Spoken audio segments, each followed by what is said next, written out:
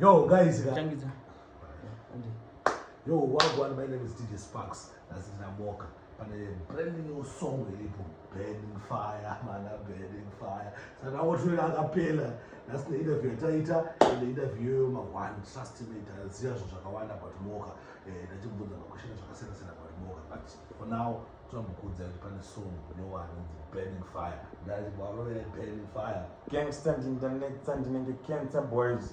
Vanondiyeta vanozvinetsa kuzondopenga boys ende munhu ega wandinokwata ari kudenga boys. Amazing gangster, ndiri mugangster nongoneka boys.